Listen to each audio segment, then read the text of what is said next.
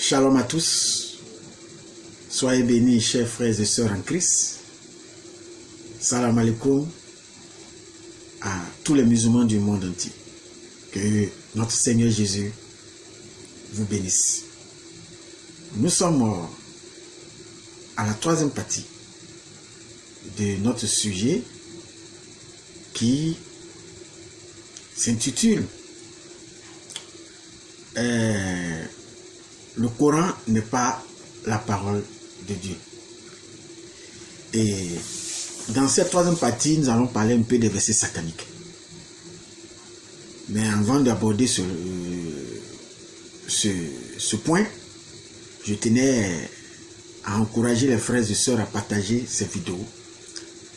Que notre Seigneur Jésus vous bénisse.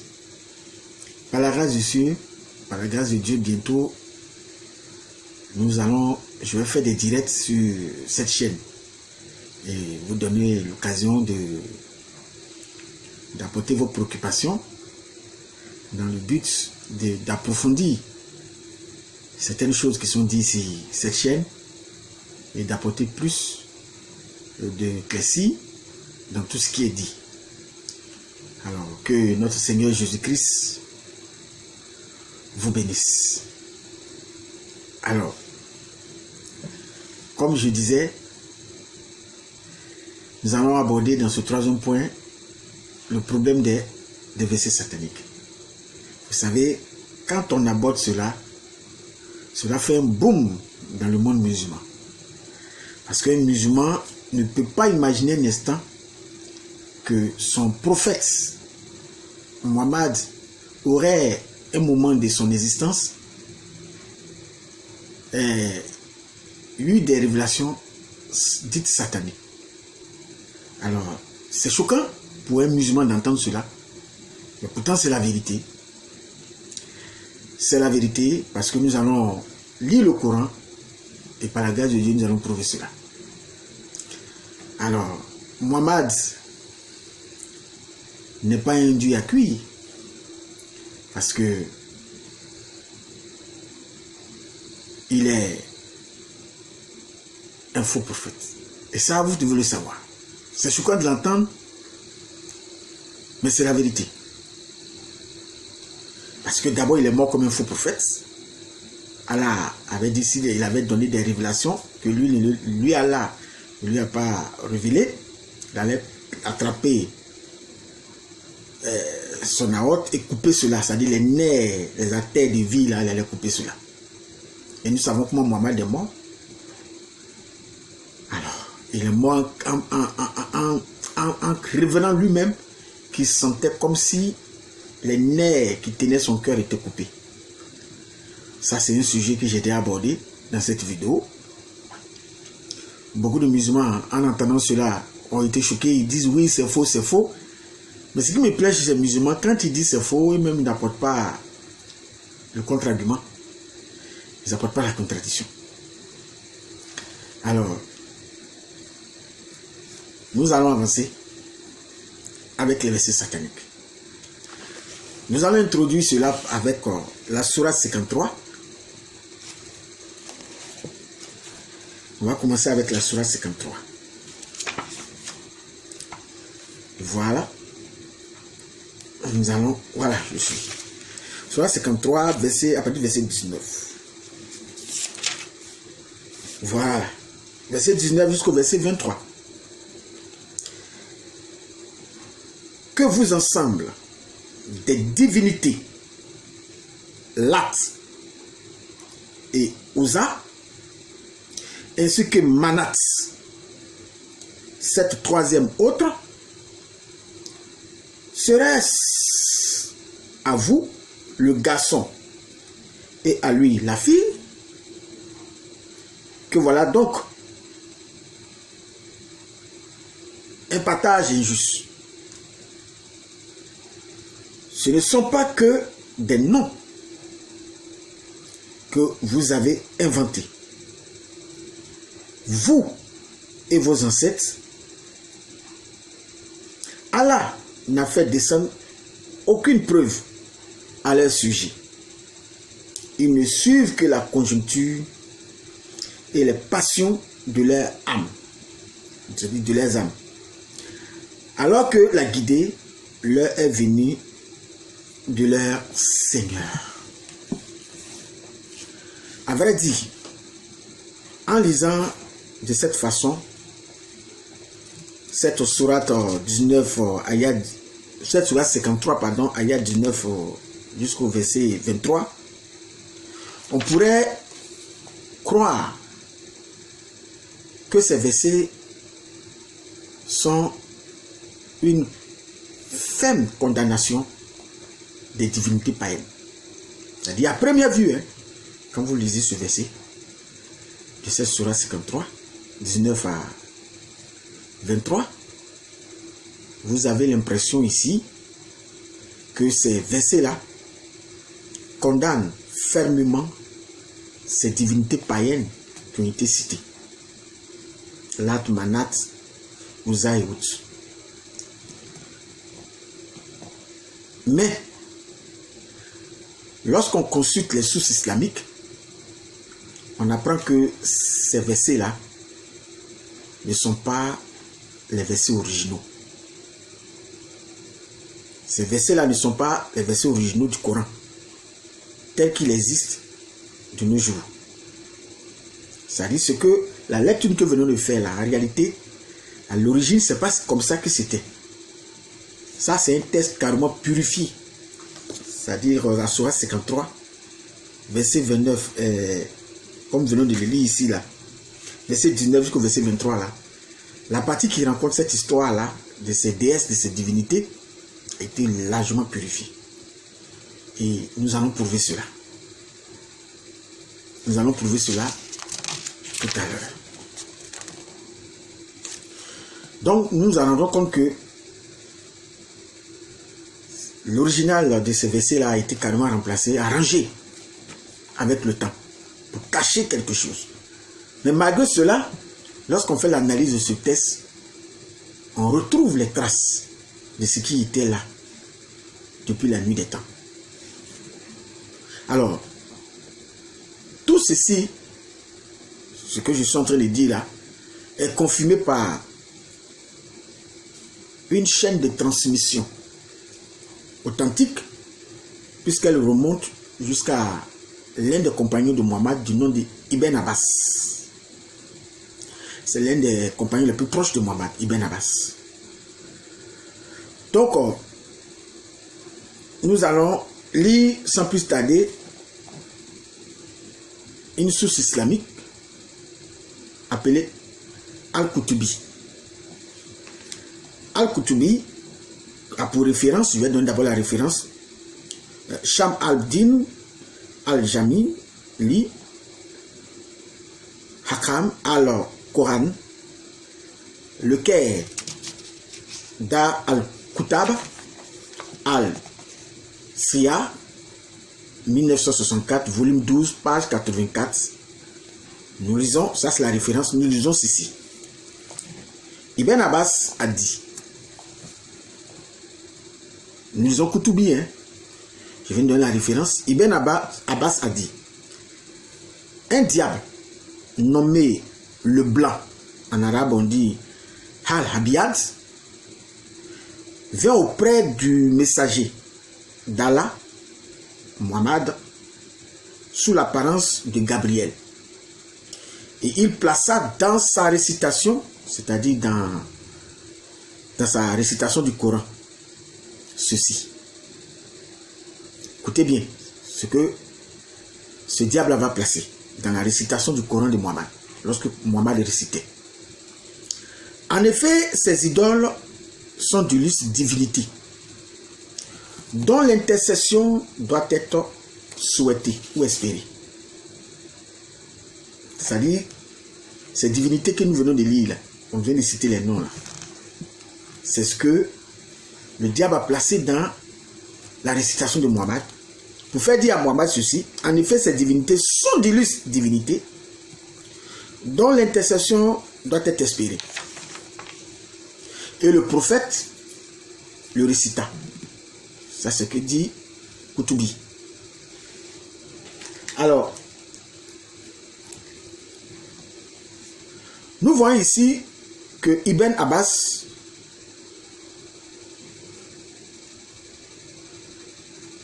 dit que Muhammad a été trompé, souvent par un démon, qui lui affirma qu'il était une bonne chose de prier et d'espérer l'intercession de ces idoles païennes. La lecture que nous venons de faire d'Ibn Abbas, c'est ce qui est rapporté. Nous lisons également qu'il a récité non seulement ces versets sataniques, mais il s'est aussi prosterné devant eux. Je donne la référence, nous lisons Ibn Sa'd. Nous lisons ceci. Satan lui fit répéter ces deux phrases. Ces idoles sont d'illustres divinités dont l'intercession doit être espérée. Alors, l'apôtre d'Allah les répéta, puis il récita la sourate complète et se prosterna, et les gens qui étaient là se prosternaient avec lui. Ça c'est Ibn Sa'd, Kitab al-Tabakat al-Kabir. Nous trouvons cela en anglais dans le Book of the Major Class, volume 1, partie 1 et 2, page 236 à 239. Alors, quand Muhammad est rentré chez lui, il a reçu la visite, après avoir fait toutes ces récitations-là. Quand il est rentré chez lui, il a reçu la visite de l'ange Gabriel. Et à ce propos, nous lisons ceci. Qu'est-ce que l'ange Gabriel va lui reprocher? Nous lisons ceci. Il était assis dans sa maison, et au soir, Gabriel vint à lui et révisa la sourate. C'est alors que Gabriel lui dit: ai-je apporté ces deux versets, c'est-à-dire les deux versets que tu viens de réciter là? L'apôtre d'Allah dit: j'ai attribué à Allah ce qu'il n'a pas dit. C'est alors qu'Allah lui révéla les versets suivants de la sourate 17.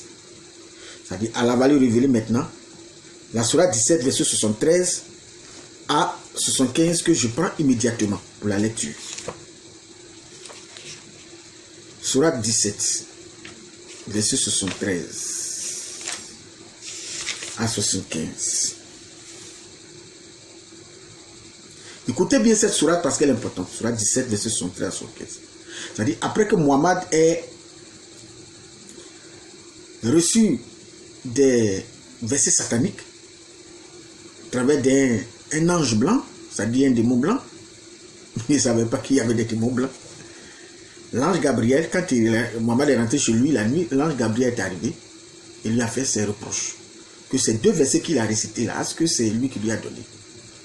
Alors, Muhammad va se rendre compte, d'après ce récit, que il a péché et qu'il a commis une erreur grave. C'est alors que Dieu, d'après le Coran, va lui donner ces deux versets-là. C'est-à-dire, va lui donner ces deux versets de la sourate 17. C'est-à-dire, le verset 73 à 75. Donc, ça fait, disons, 3 versets. 73, 74, 75. Je lis. Écoutez bien. Ils ont failli te détourner de ce que nous t'avions révélé. Dans l'espoir qu'à la place de ceci, tu inventes quelque chose d'autre et l'imputes à nous. Et alors, il t'aurait pris pour ami intime. Et si nous ne t'avions pas raffermi, tu aurais bien failli t'incliner quelque peu vers eux. Alors, nous t'aurions certes fait goûter le double supplice de la vie. et le double supplice de la mort. Et ensuite, tu n'aurais pas trouvé de secoureur contre nous. Alors, Allah dit dans ce verset que Mohammed a failli se détourner de ce qui lui avait été révélé à lui. Alors, ils ont failli les détourner. Alors, le verset est clair. Donc, on ne peut pas venir dire ici que Mohammed n'a pas eu des versets sataniques. Puisque lorsque nous lisons les compagnons de Mohammed, ils témoignent que Mohammed, effectivement, a récité des versets sataniques. Mais, quand on lit cette sourate, cela apparaît en filigrane. Même si vous avez cherché à purger ces textes, cela apparaît en filigrane que Allah lui-même ici admet que Mohammed s'était détourné. Mais qu'il a ramené aussi rapidement. D'où l'expression de ce qu'il dit. Ils ont failli te détourner de ce que nous t'avions révélé. Dans l'espoir qu'à la place de ceci, tu inventes quelque chose d'autre. Donc, vous voyez que le verset dit ici clairement que Mohammed a reçu la visite des démons. Ah, mais c'est clair. Alors, beaucoup de défenseurs de l'islam, c'est-à-dire les apologistes musulmans, qui vont venir après, vont chercher à, comme on le dit, ils vont qualifier ces témoignages que nous venons de lire de la tradition islamique de fabrication pure et simple.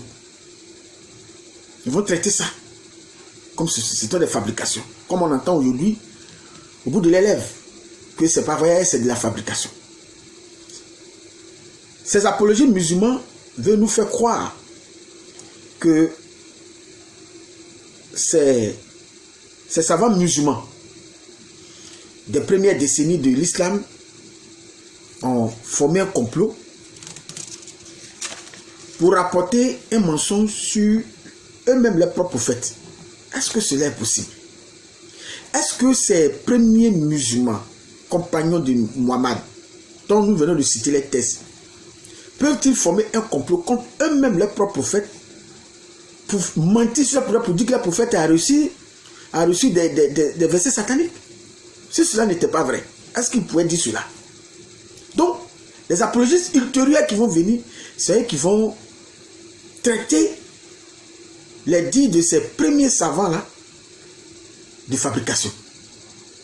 C'est quand même honteux de la part des musulmans. Alors que nous lisons dans le Coran, nous voyons en filigrane que Mohammed a été influencé par des versets sataniques. Deuxièmement, ces apologistes musulmans se bornent à affirmer que la chaîne de transmission là, de ces hadiths ne permettent pas de certifier de l'authenticité de ce récit. Puisque vous savez, il y a une certaine chaîne de transmission depuis Mohammed. C'est-à-dire depuis les compagnons les plus proches à Mohammed, quand Mohammed écrivait le Coran, ça se faisait. Il y a une chaîne. Donc, telle génération confie à l'autre génération confie jusqu'à les hadiths, c'est comme ça. Donc, il y a une certaine chaîne de transmission. Vous voyez. Et ces apologistes, ces nouveaux apologistes musulmans, affirment que la chaîne de transmission de ces hadiths, dont je viens de citer là, ne permettent pas de certifier l'authenticité de ce récit. Comment ça? Alors,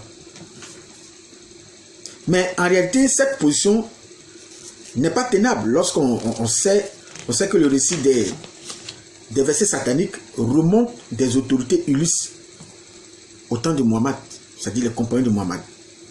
Je vais citer quelques-uns, tels que nous avons Ka'b al-Khurazi, qui est l'un des premiers théologiens musulmans, qui lui a affirmé que Mohammed a reçu effectivement des versets sataniques. Il y a Urwa ibn al-Zubayr, qui est l'un des premiers historiens de l'islam, et le neveu d'Aïcha, femme de Muhammad, la mère de l'islam.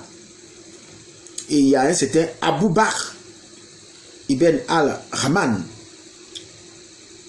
ibn al-Harith, l'un des premiers grands juristes du premier siècle de l'islam. Il y a également Abu Aliya al-Basri, qui est également un grand théologien musulman du premier siècle de l'islam.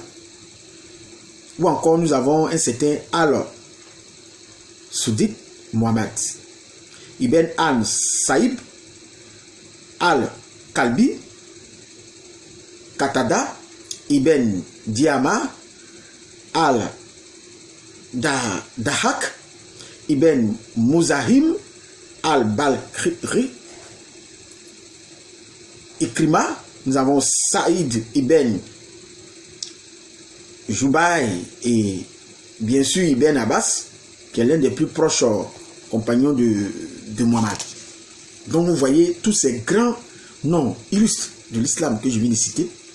On ne peut pas dire que balayer cela du revers des mains pour dire ils ont raconté n'importe quoi sur Muhammad, puisqu'ils sont beaucoup plus proches dans la chaîne de transmission de Muhammad.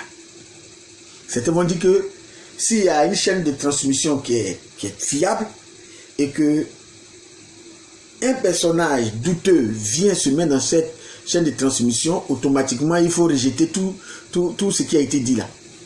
Vous avez des théories qui n'ont aucun sens. Alors,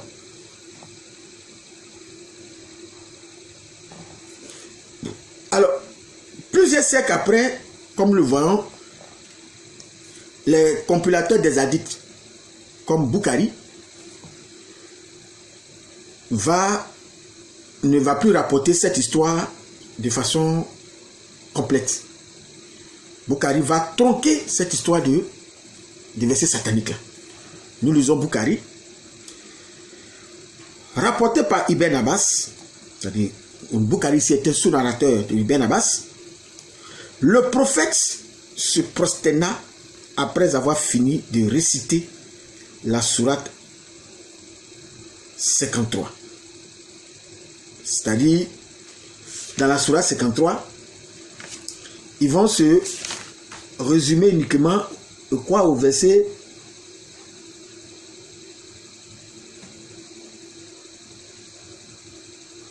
voilà.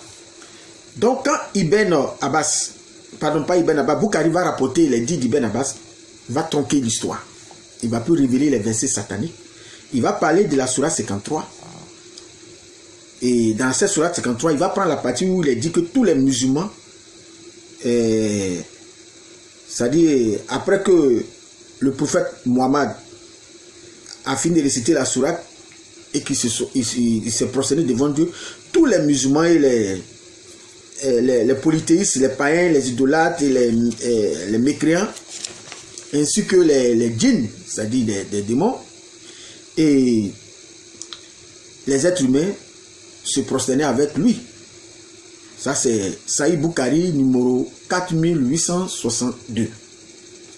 Donc nous constatons que le récit original a été complètement expurgé carrément. Tous ces éléments les plus troublants et choquants ont été retirés parlant des versets sataniques. Nous savons que Bukhari rattache cet hadith non pas au verset 19 à 23 de la sourate 53, mais au verset 62.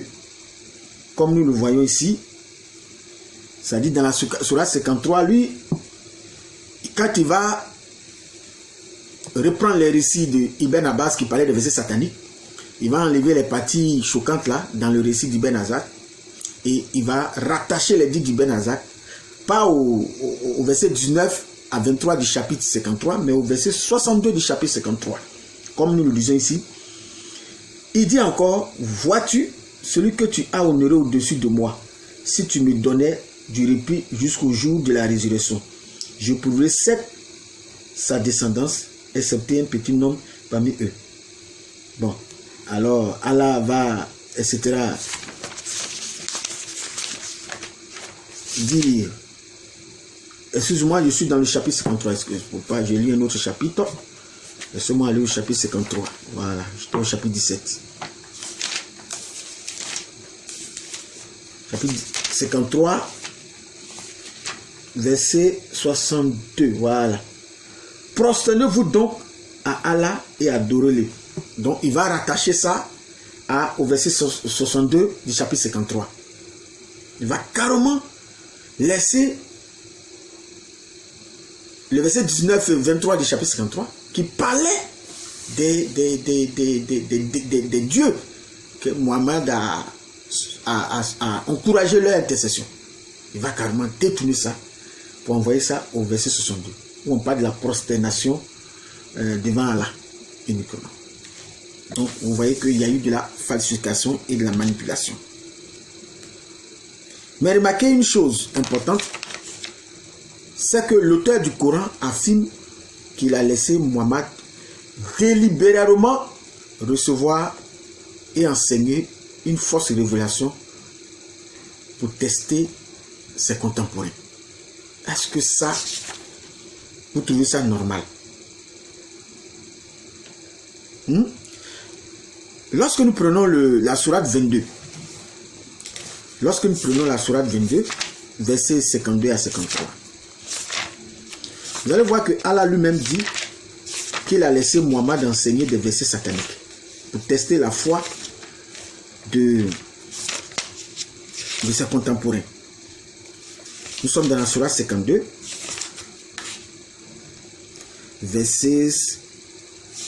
la sourate 22, verset 52. Excusez-moi. Voilà, jusqu'au verset 53. Écoutez ceci.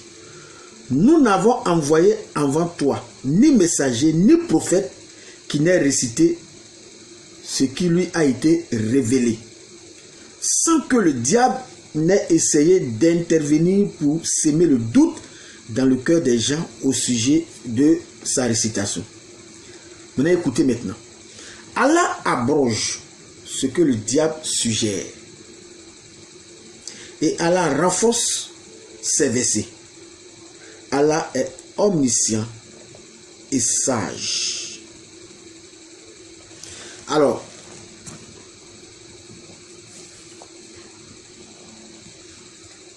donc, nous remarquons ici que une chose importante, comme je disais, c'est que l'auteur du Coran affirme qu'il a laissé Muhammad délibérément recevoir, dans ce verset que nous avons lu, et enseigner une fausse révélation pour tester ses contemporains. Puisqu'il avoue ici que il n'y a pas...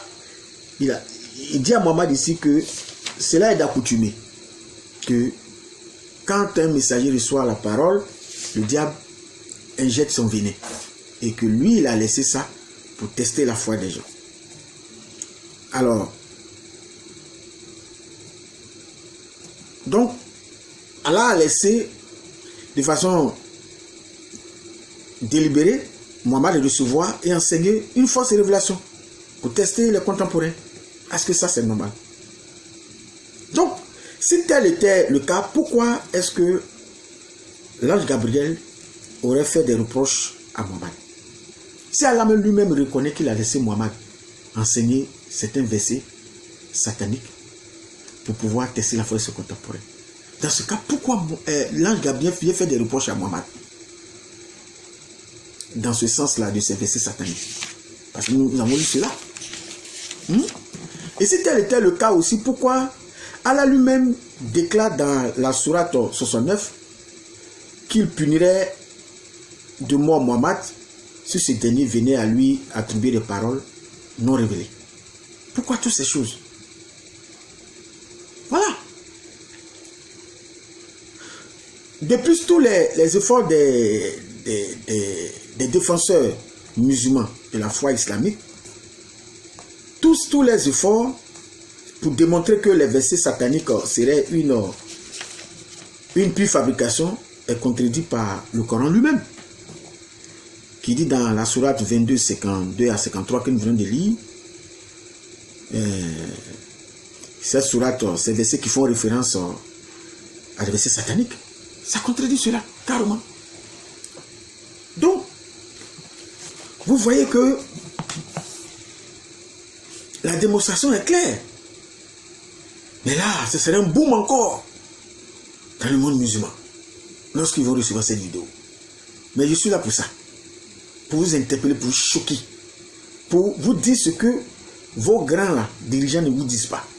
Nous, on est là pour ça. Jésus-Christ est la vérité. Parce que le chrétien a été averti. Dans Galates chapitre 1, verset 8, là. Nous là, Satan ne peut pas venir jouer à nous comme ça. Quand lorsque nous prenons Galates chapitre,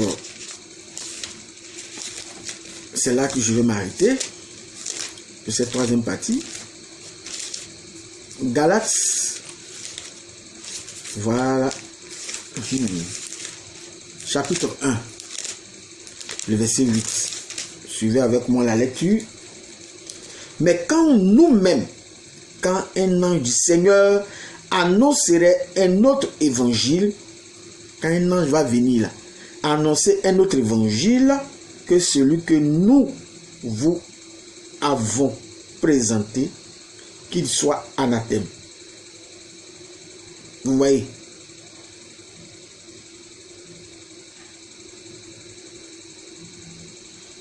Mais il commence mon verset 7. Verset 6 même. Je m'étonne que vous vous détourniez si promptement de celui qui vous a appelé par la grâce de Christ pour passer à un autre évangile. Non pas qu'il y ait un autre évangile, mais il y a des gens qui vous trouvent et qui veulent renverser l'évangile de Christ, comme Mohammed par exemple l'a fait.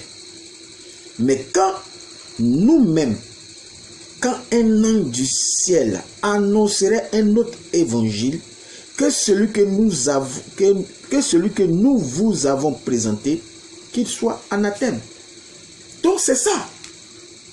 Mohammed n'a pas été capable de rester dans la voie d'Allah. Pourquoi? Parce que Allah lui-même, il n'est pas le Dieu véritable. Cette histoire d'ange Gabriel, ce n'est pas l'ange Gabriel véritable. Nous le savons aujourd'hui.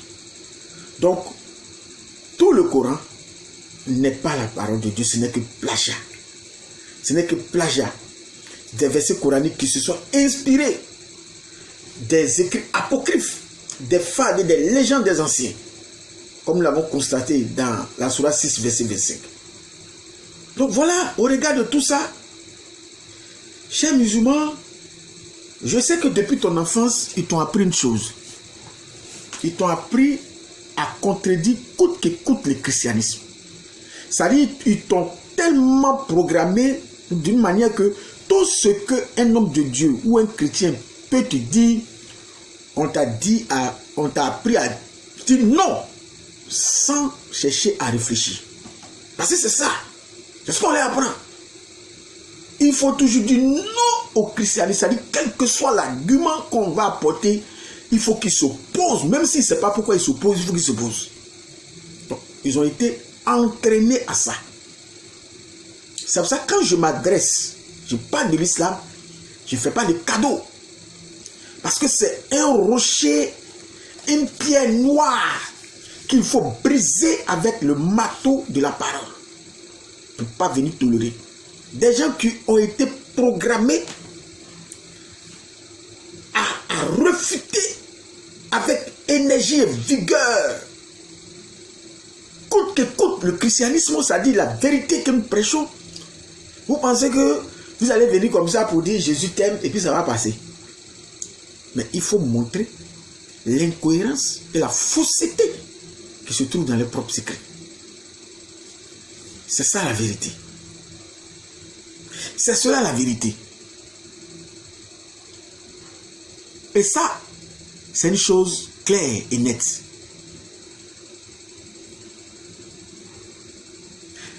Quand on prend par exemple, regardez, j'ai dit cela dans la première vidéo, la sourate 4. Et il y a des musulmans qui veulent se permettre à nier cela.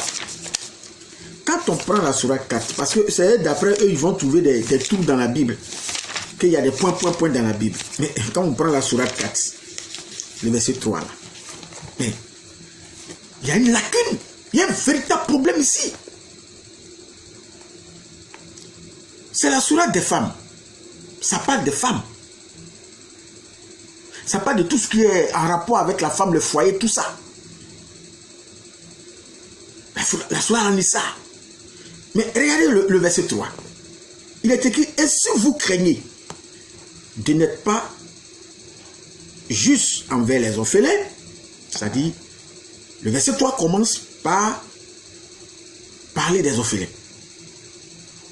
Puisque ça commence par une majuscule, une lettre majuscule, et si vous craignez de n'être pas juste envers les orphelins, on met virgule, 3 points de suspension.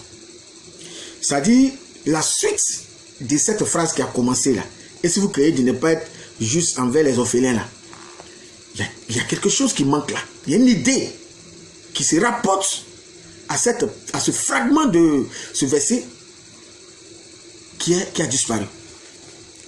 Et ça, tous les savants musulmans savent cela.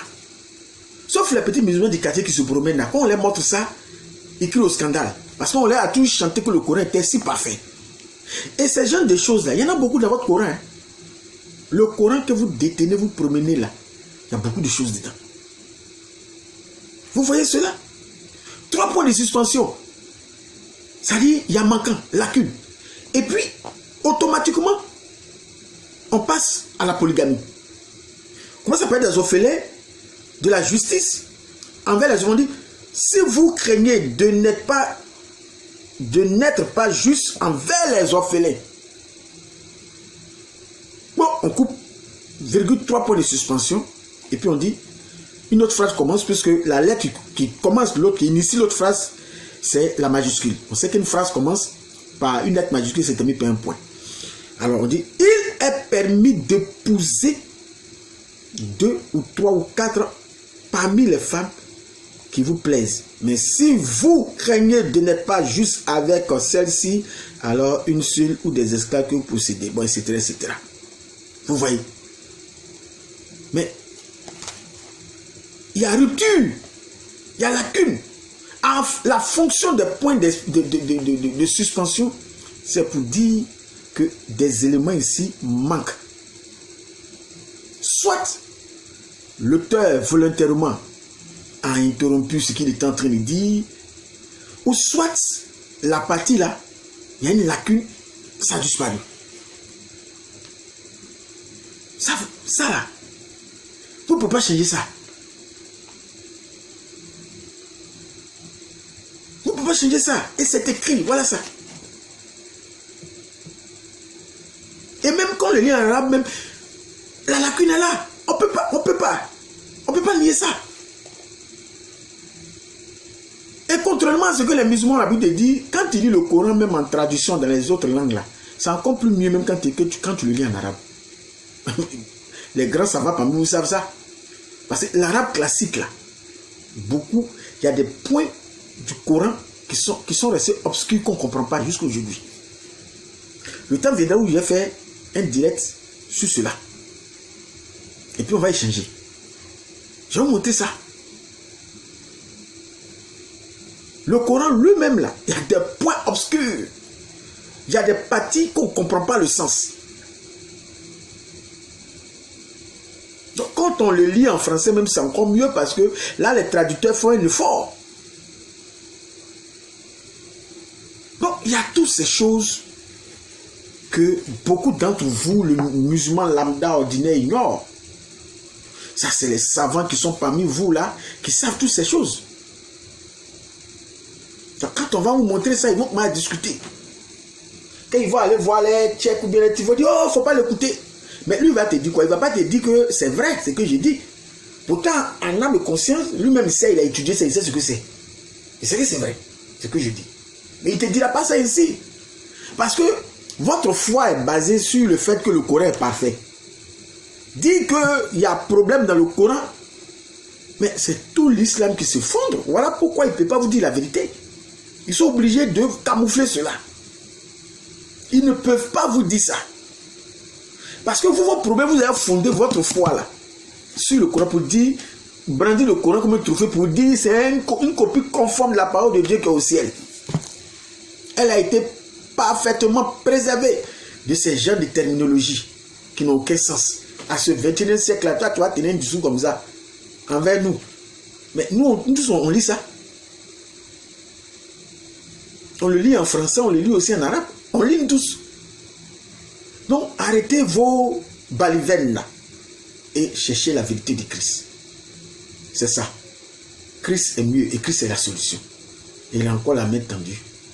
Que le Seigneur Jésus-Christ vous bénisse. Mon numéro WhatsApp, pour ceux qui veulent plus de préoccupations, ont des préoccupations qu'ils veulent éclaircir, qui veulent poser des questions pour comprendre, je suis au 07 89 88 20 74, c'est-à-dire vous pouvez passer par ce contact de WhatsApp là, échanger avec moi. Que notre Seigneur Jésus-Christ vous bénisse. Ceux qui sont aussi à l'extérieur de la Côte d'Ivoire, vous pouvez m'appeler au plus 200, utilisez ce WhatsApp là, plus 225 07 89 88 20. Voilà, 07 89 88 20. Que 07 89 88 20 74. Voilà, j'ai oublié le dernier chiffre. C'est-à-dire ceux qui sont à l'étranger, au plus 225 07 89 88 20 74. Que le Seigneur Jésus-Christ vous bénisse. Et retenez ceci. Seul Jésus est Akbar. Jésus Akbar. Jésus-Christ Akbar. Soyez bénis. Amen.